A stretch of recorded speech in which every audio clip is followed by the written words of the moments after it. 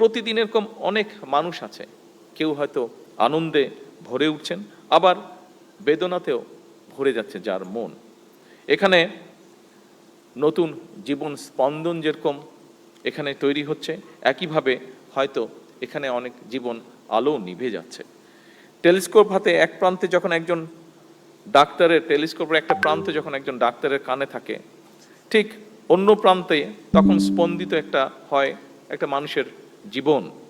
আর চিকিৎসক এবং রোগীকে ঘিরে আবর্তিত হয় কিন্তু একটা পরিবারের অগাধ বিশ্বাস।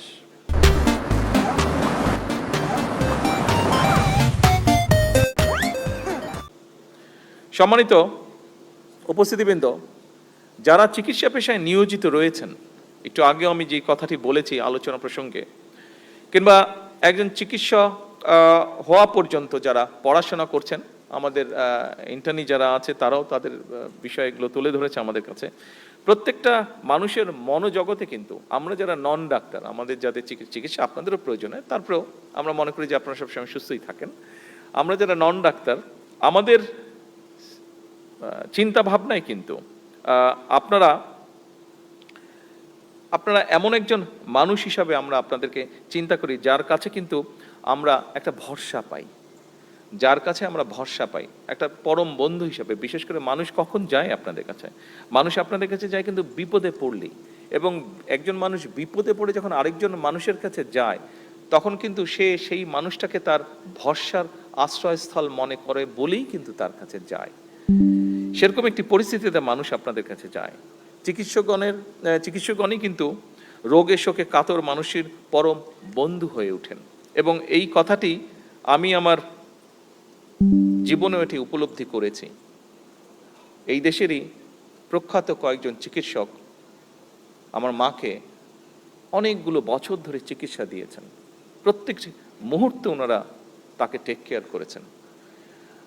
উনি মৃত্যুর কিছুদিন আগে উনি বিদেশে গিয়েছিলেন।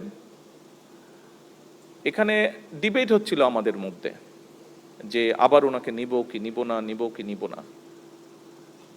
আমি ব্যক্তিগতভাবে যেটা বলেও ছিলাম বিভিন্ন মানুষকে, যে আপনারা ওনাকে নিতে চাচ্ছেন, কিন্তু এখানে যেই চিকিৎসকগণ ওনাকে যেই সেবাটা দিচ্ছে 24টা ঘন্টার প্রতিটি মুহূর্ত, আমি দেখেছি বিদেশি, হ্যাঁ বিদেশে গেলে হয়তো টেকনিক্যাল সাপোর্টটা ভালো পাওয়া যাবে, ভালো ইকুইপমেন্ট হয়তো আছে, আরও হয়তো অ্যাডভান্স ইকুইপমেন্ট আছে, ওষুধপত্রের ব্যাপারে খুব হয়তো ডিফারেন্স থাকবে না, হয়তো হার্ডলি ডিফারেন্স থাকবে, কিন্তু এই যে হিউম্যান টেক কেয়ার যেটা, আমি মনে করি না এটা বিদেশে গেলে পাওয়া যেত কোনোভাবেই। যেই সেবাটা ওনার জীবনের শেষ দিন, আমি বলবো শেষ মুহূর্ত পর্যন্ত, শেষ মুহূর্তে আমার আল্লাহ তৌফিক দিয়েছিলেন, আমি সেখানে থাকতে পেরেছিলাম। আমি দেখেছি সেই মানুষগুলো কিভাবে ওনাকে সেবা দিয়েছেন, কিভাবে শুশ্রূষা করেছেন ওনার।